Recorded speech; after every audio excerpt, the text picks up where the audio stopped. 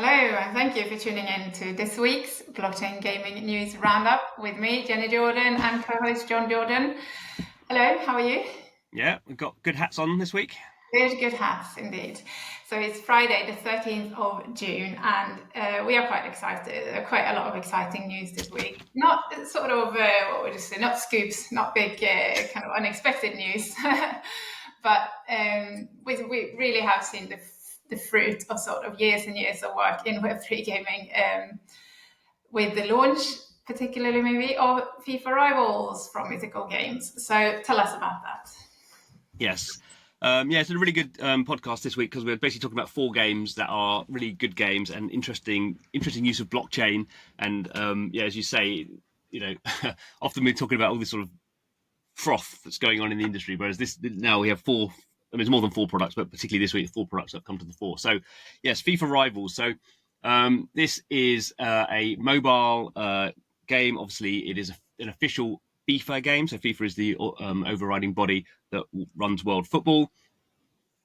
This game was even a bit of a surprise when it was announced last year. So, it's from Mythical Games, the US company behind NFL Rivals. That's their main game. So, obviously, they have done their current mobile game is a officially licensed sports game, the American football game. That game has been sort of pretty successful, but obviously American football is not a sort of a global game in the same way that soccer is. So quite a lot of sort of anticipation riding on this one. Interestingly, it is since FIFA took away their license from EA. There's not been any official FIFA football game. So this currently is the only officially sanctioned FIFA game. It happens to be a blockchain game. So it's mobile. What's interesting about Mythical Games' approach to blockchain is they don't talk about blockchain, they don't talk about NFTs, but behind the scenes they have quite a complex blockchain infrastructure. So they have their own blockchain called Mythos, which is basically runs on Polkadot. Anyone who creates an account in any of their games basically gets a wallet created for them in the background. They don't know that's there. That's obviously a wallet they can't access the smart keys to, but you can connect. In this case, you can connect like a Polkadot wallet to your account. So you basically have a basic wallet that has your stuff in that you don't know about. And if you know about crypto, you can sort of have your own wallet and sort of move stuff around if you want to. So in terms of the game itself, I obviously only went out yesterday, so I've only played it a little bit. It's actually not sort of quite what I thought it was going to be. So gameplay. So the first thing was for NFL Rivals, it was a portrait game. So you held it like in landscape mode. So you held it like you would do a Switch or something. The screen's in that orientation. For FIFA Rivals, it's in a portrait mode. So you hold your phone like you would normally hold your phone when you're zipping through TikTok or whatever you do. Obviously, that limits sort of the screen space for playing a sports game. So, and it is, it is a fairly, I wouldn't say complex, but it is a fairly, you have to be, I think there is more skill involved than there was with the NFL Rivals, which wasn't really so skill based. So in this one, you're sort of, if you ever played a sort of direct contact football game, it sort of has some of those elements. So you've got to tap on. If your player's got the ball, you tap somewhere on the pitch and he sort of tries to run towards it. And if someone tries to tackle him, he tries to dribble round. You sort of draw a line to sort of shoot or pass the ball. You can sort of tap. You can tap on players that you want to pass to, so they sort of know the ball's coming. If that sort of makes sense. If you're tackling, you sort of tap on the opponent, and you can double tap to sort of do a slide tackle. So it's not you're not directly controlling players. You're sort of controlling around the pitch, more to speak. But I found it a little bit difficult to begin with. I'm sure it'll get easier over time, and I'm sure there is, but there's more. I think there's going to be a more sort of spectrum of skill in their game. I think some people will be very skillful at this game because they just have dexterous fingers and know what they're doing and know how the game works, whereas sort of people like me will lumber around a little bit. Also, the other thing is the games are very, very short. So it's more PvP based. There is some PvE stuff. So there is some playing against other sort of bots, but mainly it just throws you in and you're playing against other players in real time. So I've played a few games. It's sort of funny because at this stage, when you're not very ranked up, you're sort of playing against players who are equally rubbish as you. So all the games I've played have gone to penalty shootouts because neither of us can score a goal. So that's sort of funny, but they are very, very short. I don't know if that's a fixed sort of time thing, but it feels like 2 minutes sort of thing. obviously they've designed this for very arcadey gameplay. And you just sort of keep going and playing. If you lose, you're not so bothered. And also they have these sort of power-ups, these flaming power-ups. So you think you sort of get 2 a game. So you can use them offensively to sort of score goals, or you can sort of power up your goalkeeper to do like a great save in a penalty shootout, something like that. So that's sort of the game, the gameplay bit of it, which was a bit different to what I thought. The meta around it is sort of intriguing, really. So you basically, when you play the game, you just open loads of balls, and you need 11 players basically to start. So you get your 11 players, and then obviously you start to get, as you go through the game, you start to unlock additional players who are better than the ones you've got, so you can swap them in, and you can start leveling them up. So that's pretty standard in a game. Those are, if we're talking about sort of comparisons to NFL Rivals, and those are sort of your base players that you get given, or are they NFT? Yeah. No. So when you start off, there's no NFT stuff in there, as far as I can tell. All the players all have stats, and so they all sort of level up. And there is I think later on in the game, there's a sort of a training. It's Adidas sponsored training sort of mode where you can sort of specifically train them up. But they have sort of quite a lot of stats. In terms of like football things, dribbling and shooting and tackling stuff. But they also interestingly have they're sort of like consumables. So they call it contract points. So if a player has 40 contract points, basically you can play him 40 times, and then he's sort of used up and you can't play him anymore. But you can sort of, they call it re-up the contract. You can sort of buy him back again. So that's sort of an interesting scenario. I'm sure some people will really hate it and find it really sort of annoying. And obviously that plays into another sort of monetization thing where you I think at the beginning you won't have to spend money re-upping your players. You'll just get a lot of those tokens to begin with. But obviously it's an interesting thing because what you want to do is when you have NFTs in the game, which we'll get onto, that becomes a little bit play to win. So the person who spends the most money has an advantage, and gamers hate that. But if the thing is, if you buy Messi, I'm not making this up now, if you get Messi in the game and spend a load of money buying Messi, he may not have many, he may not be able to play him very much, and his contract re-up may be super expensive because, so it's a way of balancing off the NFT play to win thing, I think. They also have a whole bunch of other items in the game. So you have balls, footballs, and they can give you an advantage in terms of who kicks off. I mean, it's not much of an advantage, but I suppose like in chess, there is some sort of advantage in kicking off. You get the ball to begin with. And they also have sort of kit as well. That at the moment just seems to be aesthetic. So that's just the look of it. And you are seeing now some official licensed kits in there as well. So the FIFA Club World Cup starts on Sunday. So that's, I think, 32 teams around the world. And so because it's FIFA, they have the license for all those clubs. So it's not, I mean, in the UK, it's Manchester City and Chelsea. But there are also obviously some big teams there, Real Madrid and Barcelona and blah, blah, blah. I think actually, I'm not quite sure. I think they are in there. Certainly Paris Saint-Germain are. So there's these team kits that you can get. And they're going to do Adidas balls and stuff as well. So it's interesting from the NFT point of view. So I've not got onto the NFT stuff yet. No matter where you are in the game, you can go to the Mythical Market, which is their NFT market, a web-based market, and you can start trading NFTs on there. There's when I looked yesterday, about 300 players. None of them very sort of valuable, but they obviously in the early stages, people are trying to sell them for lots of money. I bought I did buy like a $2 player just to sort of see how it works. So we'll start to see that kicking in. That was, say, quite successful for NFL Rivals. And what Mythical have been very good at is allowing people to swap NFTs in the game without knowing their NFTs or going off to a secondary site. So they have this currency called credits, which is basically like the in-game currency, which is basically backed by the Myth token. So it allows people to do things in the game without knowing they're dealing with crypto, because they have this sort of effectively like a pegged sort of stable coin. Well, not stable coin. It's a pegged currency pegged to sort of the Myth token, which is a floating. And the credits are in FIFA Rivals as well as NFL Rivals. Yeah. So you buy the credits with in-app purchase. So people don't have to. You can do it. I mean, you can just if you know what you're doing, you can buy Myth on the just in crypto land, put it in your wallet, connect it to your marketplace, and buy NFT players, and then they'll show up in the game. without you doing the in-app purchase stuff. The in-app purchase stuff obviously pays 30% to Apple and Google, so it's much more expensive doing it that way. But for most people, the convenience is just let's do that. And they have this other cool thing called Quick Swap. So if I have 10 $2 players that are really rubbish and no one wants to buy them, I can put them all together and buy a $20 player, and Mythical sort of handles all that in the background. Again, it's a convenience thing. It's not an efficient use of money, but it's efficient in terms of, for some of these players, you can't actually, for the very low level ones, you can't sort of sell them onto the market. So Mythical sort of does the deal for you. So that'll be interesting to see how that sort of stuff plays out. But so early days yet, but it's not exactly what I expected. But it's interesting.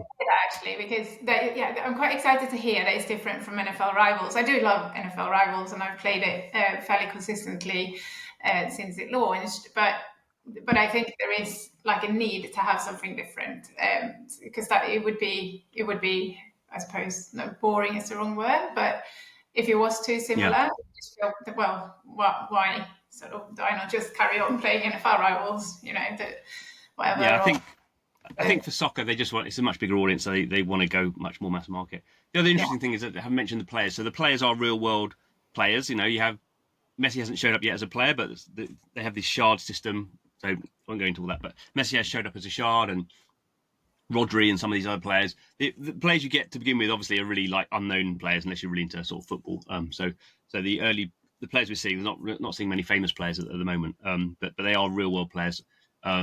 The photos they have are sort of funny actually, because I don't know where they've sourced them from. Some of them look like the pictures they have before the game where they have their official picture taken, but some of them are really like they're putting funny faces and stuff.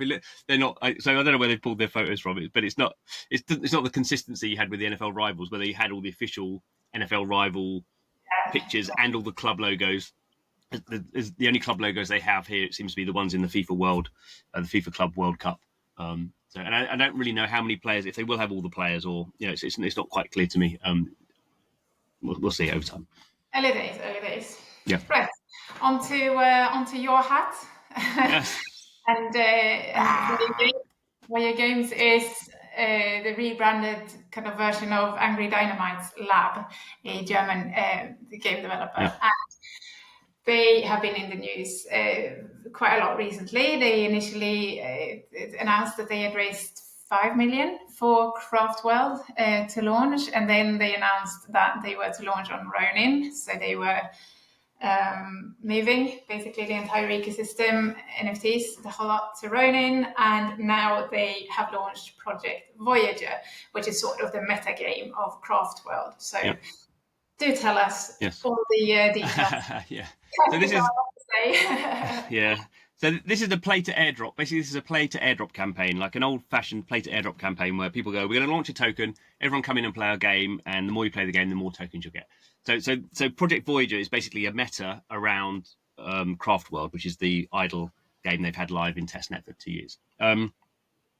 So it is a bit more complicated than that, in the sense that they are highlighting the Dyno Coin, which is what they're going to go live when they launch on Ronin in early July, is a utility coin. So it's a bit like Axie Infinity had the SLP token that you needed for breeding, which wasn't supposed to have any value. This Dyno Coin is not supposed to have any. The only value it has is as a transactional token for swapping the materials or the resources in the game. So it's an unlimited supply. It's not going to be on centralized exchanges. If you have some, there's no point holding it on. It's like you're living in Weimar Republic, Germany, where inflation's 10,000%. No, it's not. We're not quite there, but you don't hold on to this coin, this crypto coin, because it's going to go up in value. It might go up in value, but it's really not designed to. And all the dynamics, all the tokenomics, horrible term, is that it's going to go down in value because they can just make more of them. The more people play the game, the more Dyno tokens there will be around. It's not capped in any way.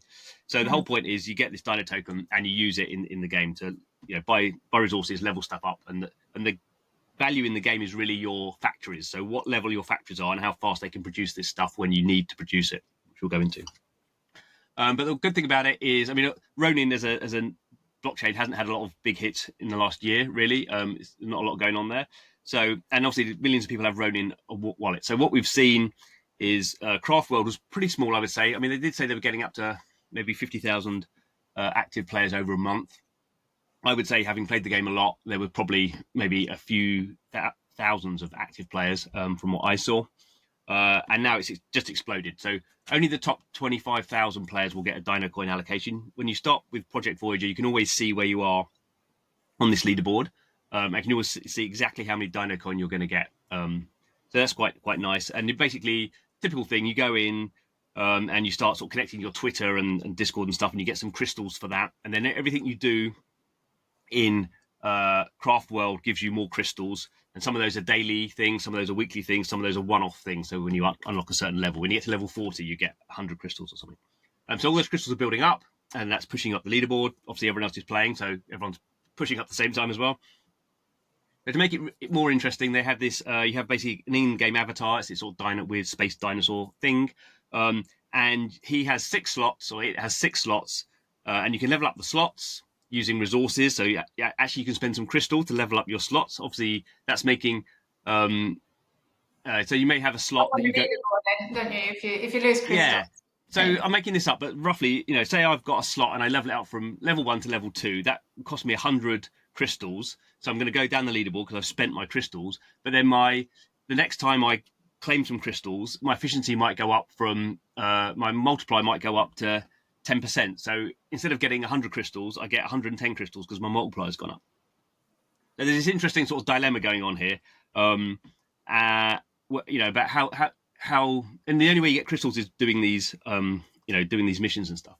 So, in some ways you want to have your multiplier as big as possible, but in other ways you're dropping down the leaderboard, which people don't like to do. So it's an interesting sort of scenario there, and particularly people like me who've played the game a lot. I'm like a top 100 player of the game.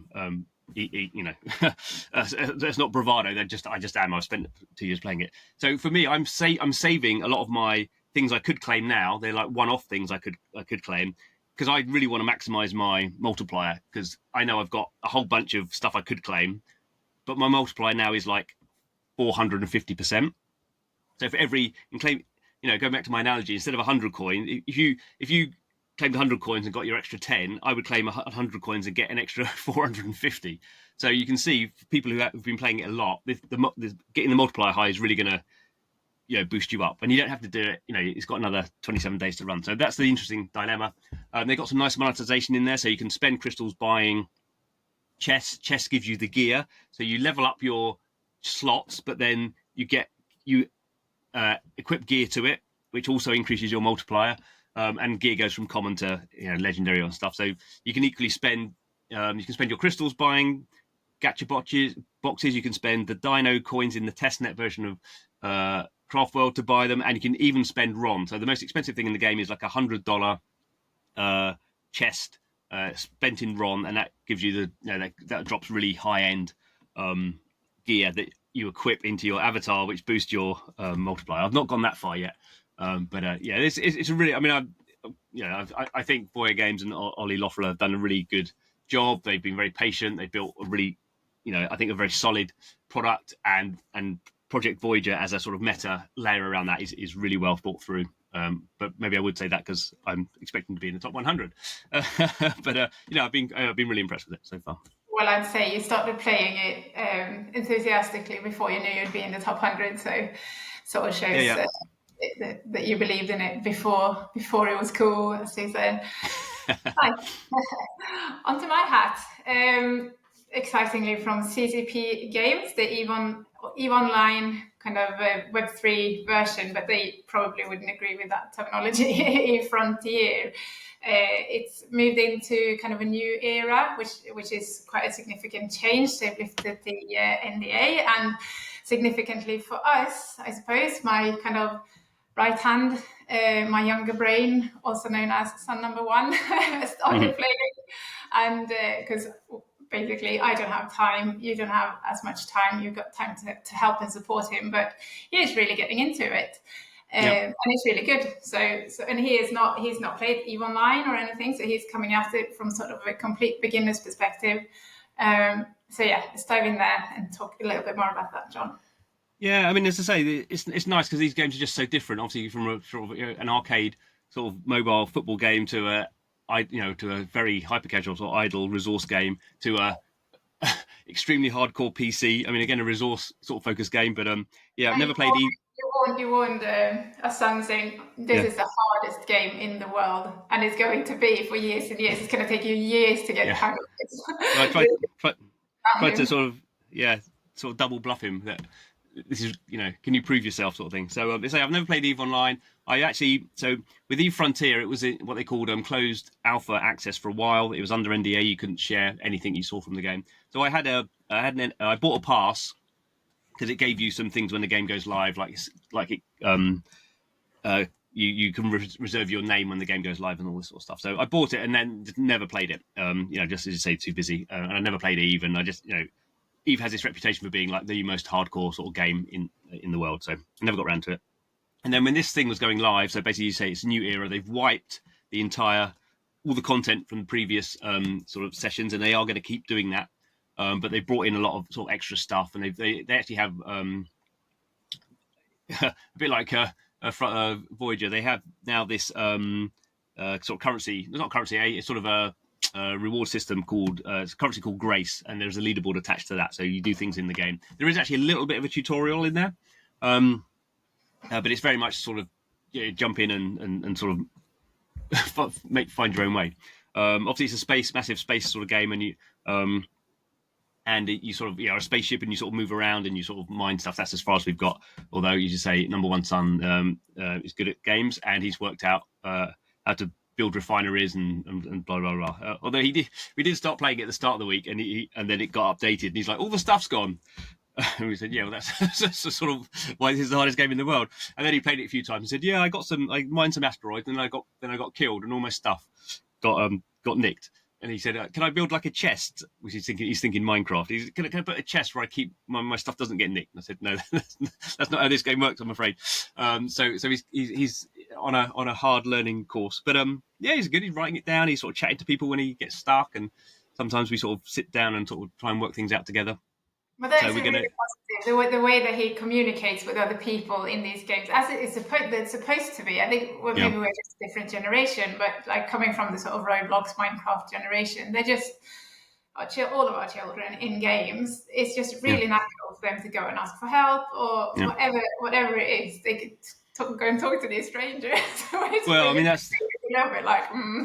Obviously, that becomes the problem, doesn't it? That you have to say you can't trust these people to be who they say they are. But anyway, it's a good learning experience against. And I think with EVE, you basically have to pay to get in there. So the minimum is $30 the moment to get in there. There is a free tier, but basically people are paying, and I'm sure there are some not very nice people in there, but basically it's the EVE online community who are getting back into this sort of new game.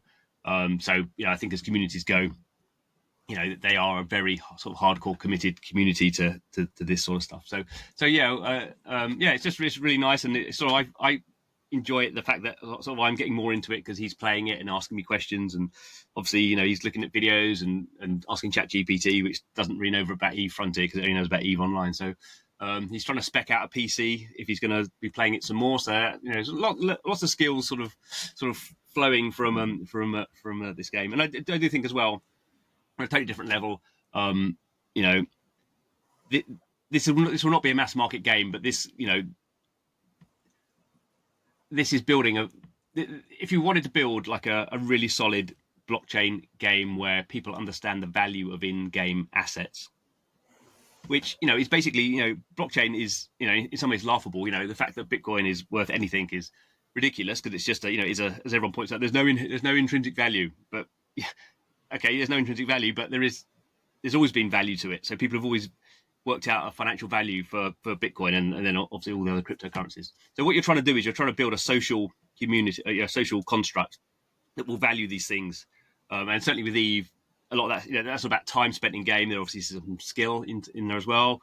But basically it's almost like the sort of proof of work sort of analogies going on there. But the EVE community basically have always believed that their game assets have real world value because they've always traded them on the grey market, as has happened in every successful MMORPG.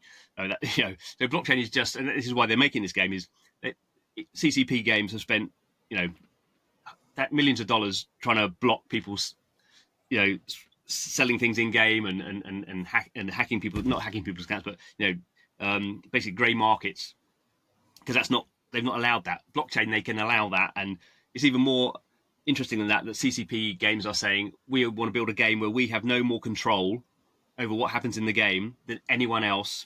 So we might be the most skillful users of that code at the beginning because we've sort of created the code, but over time we don't want to be running that. It's decentralized, so probably not, but maybe our son in 20 years time will be the CEO of a massive Eve Frontier galaxy, and and they always joke with the Eve Online is the software they make the most, that the third parties make is HR is HR code to onboard people to their Eve Online guilds and alliances, because it's so they take it so seriously, and now they can do that in an economy where there is real world value in there. And I think, just quickly to say, the thing one of the things I've been most impressed with Eve Online, Eve Frontier, is the Eve team. They have spent a lot of time talking to skeptical PC journalists about what they're doing. They've flown them over to Reykjavik for their Eve Fest, whatever, a few months ago. And now you sort of see, it's kind of funny. PC Gamer, there's one guy there who is really interested in it, and they spent a lot of time talking to him. And obviously they go, blockchain's grift and it's destroying the planet and blah blah blah. The usual things that everyone says. And the CCP people are saying, this is why we're using blockchain. We're not doing it's not we're not doing it to make a quick buck. We're not selling NFTs and not making a game. All the stuff that's happened in the past. We're really serious about doing this, and you can see they are slowly at least educating these skeptical journalists who are big PC gamers who have probably played Eve, and obviously CCP have that status, that reputation for building these massive sort of projects. And you can start to see now, whenever they talk about it, they always mention it's a blockchain game, but whatever. And now the game, they can't remember his name, but the deputy editor of PC Game was just like, this is the only crypto game that I ever had any interest in at all. And just this morning, IGN also wrote something up about this sort of new era that's just happening. And obviously, the first paragraph is all about how I hate blockchain games. All the journalists have to have their credentials in there, but then they just go on and talk about the game. So you can sort of see. CCP Games is in an interesting position where it has spent the time. Other game developers could have done that, but haven't. But it is really sort of doing that hard yards of just blockchain's a technology, like networking's a technology, like rendering is a technology. Happens to be a financial thing, but we're using it for this reason. So that's almost as significant, I think, over time. More so, I would say, and they're not so bothered about like KOLs and the kind of usual Web3 gaming crowd. They sort of really have gone a different route in their marketing and everything, because they just have that reputation. So yeah, very good. It might be slow, but it's a revolution nonetheless. No, it's going to take. This game. I would be amazed if it's like formally out until like 2027 or something. They are building from the ground up everything. All the it's the code base, but also the community, also the the value of stuff. The whole thing is a massive undertaking. Again, like you say, that's like an invaluable life lesson, more holistically seen, for someone young to get into. The kind of life lessons you're learning from being involved in a project like that. So good. Right, last one then. That's part of our four kind of. What would you say? Are these the four highlights in 2025? Or well, there's other ones, but yeah. MapleStory Universe and its MapleStory N MMOG, which launched on the Henesys blockchain, which is on Avalanche 3 weeks ago now. I keep losing track. 15th of May, so it's almost a month now. Almost a month. Good. Yeah. Stand corrected. Its activity has been steadily upwards, and this week it sold its most expensive NFT today, almost $14,000. Yeah. It's reached over 80,000 wallets. I think it did that before, didn't it? But they had to reduce the bots or something, so it dipped down under 80,000 again. Now it's back up over 80,000 or so. So yeah, remains steady. Do you want to add a few more details? Yeah, very much continuing the Eve frontier. So, obviously, MapleStory is a very different game from Eve. But again, it's interesting that these two, companies who've spent decades, both of those games, both Eve Online and MapleStory, original one, over 20 years old, big MMORPGs. Basically, those companies spent a lot of time trying to stop people trading things that they're not allowed to trade, with lesser or greater success. And both of them have thought, right, blockchain is solving this sort of problem, obviously creating new problems, but solving this sort of problem that we've tried to deal with. So both of them, very serious games companies, very big reputations, have done blockchain in a non-scammy way. So MapleStory N is the sort of the first game, PC MMORPG, to launch as part of the wider MapleStory universe, which we won't really go into, even though I fully understand it, but that's quite a big thing. And in some ways, it's a bit like Eve Frontier, not quite fully on-chain game, but they're trying to basically allow developers to build in that universe. I don't think they're doing it quite in the decentralized way that a CCP are, but they're releasing SDKs, and the first APIs are available for people to take data from the game and start building stuff around that. So they're quite keen on pushing third parties to build in there. In fact, they said when MapleStory launched that success for them would be one of the third party apps had more users than the game did. I mean, that's interesting in lots of ways, but anyway. In terms of the numbers, as you say, daily active unique wallets across the Henesys blockchain, which is MapleStory and the marketplace. It seems it peaks every Sunday. I don't know why, some in-game event, I guess. It was over 80,000 daily active unique wallets last Sunday. On Monday it sort of goes back down again, but it's definitely moving up. So yesterday, we are on 78,000 wallets. So just to the up and to the right, as people like to see. Obviously, active wallets is not necessarily the only KPI you have, but it's been pretty strong. There's not been any change on that. I guess more interesting maybe is the marketplace. So this is where people are selling NFTs in the game. You have to get your character, I think, to level, I'm not sure it's level 50 or level 65, I can't remember. Anyway, you have to spend some time leveling up, playing the game, leveling up your character in the game, then you can mint it out, and at that point you can sell it on the marketplace. So again, I mean, the graphs across everything pretty much on the marketplace are up and to the right. So it's almost had now probably now it's probably already over 1 million lifetime wallets that have interacted with the marketplace. They've done over 20 million NFT sales. Overall volume, what are we on now? Getting on for $13 million.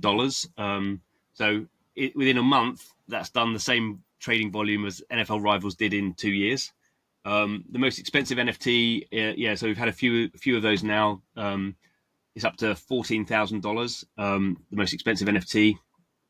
The interesting thing, the only thing that's going down is the floor price. So that's sort of what you'd expect. So the cheapest character you can get in the game, that's gone down quite a lot. So it started off at about $2, now down to about 50 cents. So obviously that happens as more people play the game, more people mint out characters. As time goes on, you're just going to get more of these characters minted out, inflation, and then obviously the price of those is going to go down. But that's sort of good for entry level people who don't want to spend how many hours grinding out their character. They just come in and spend 50 cents and get a entry level character. So with all these sort of things, nothing goes up and to the right forever, and they are clearly having problems, as you'd expect. They're having bot things. So they said they've banned a whole bunch of accounts, and then yesterday it came out that it seemed like a more sophisticated sort of way of sort of hacking the game and speed running the boss or something to get drops and things like that. I wouldn't say I fully understand it, but obviously they are talking about, they're dealing with these sort of external forces, because you get these in all MMORPGs anyway, because people are grey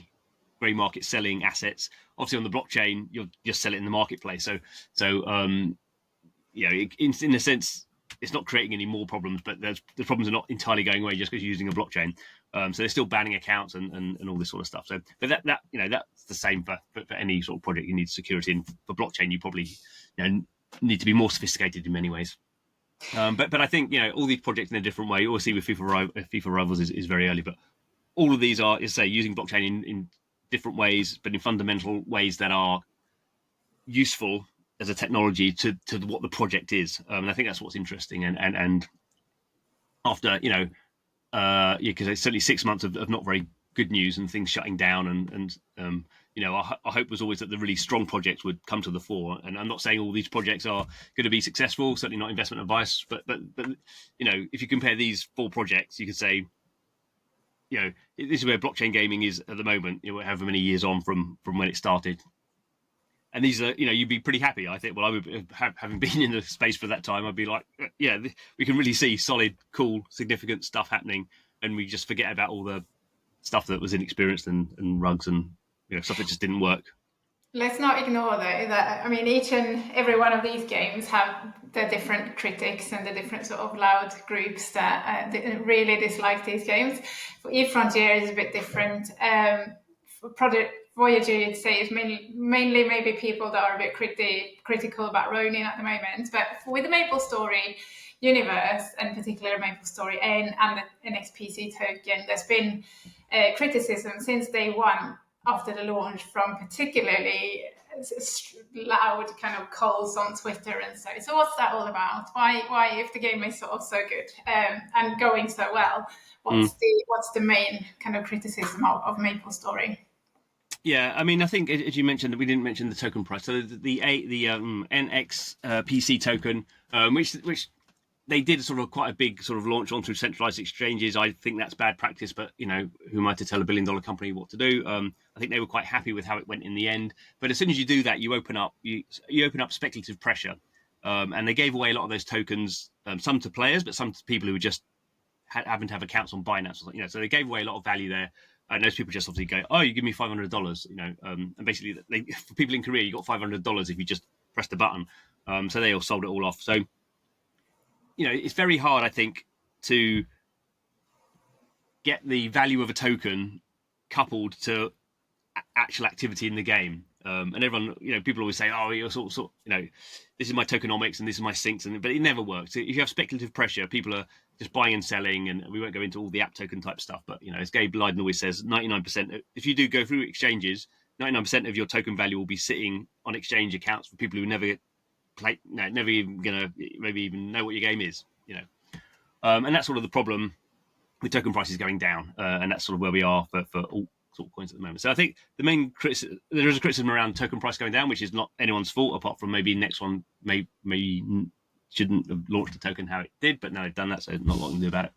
One of the interesting sort of criticisms, I think, from some of these, particularly South Korean people, obviously MapleStory is a sort of classic South Korean game, is that they say they can make more money doing the grey markets on the original MapleStory than they can on the official markets on MapleStory N. So that's sort of quite an interesting arbitrage situation. You have so many hours in a day, you love MapleStory. Do you do the Web 2.1 illegally, or do you do the Web 3.1 legally? So obviously there's an arbitrage there, and until MapleStory N is more profitable, which may mean Nexon have to clamp down on the grey market on MapleStory, the original MapleStory, and sort of force people into the official economy. We'll see. I mean, I'm not an expert enough in those games to know how that works. So obviously, if MapleStory N keeps rising, then at some point, particularly at the high end. So I say at the moment, the low end floor price stuff is just dropping in price because it's more of that's being produced. There's more of that is being produced than is demanded by new players coming in. So that you're not going to make money doing that. But at the top end, as we say, the most expensive stuff is going up in price, and that clearly will be where I don't know how long it took them to make a character that they could sell for $13,000, but over time, as this inflation stuff happens, you'll start getting these more and more valuable things, and that'll be, I guess, interesting. Where and normally blockchains do very well at that. You get speculative bubbles and stuff, so it's not always great market priced stuff.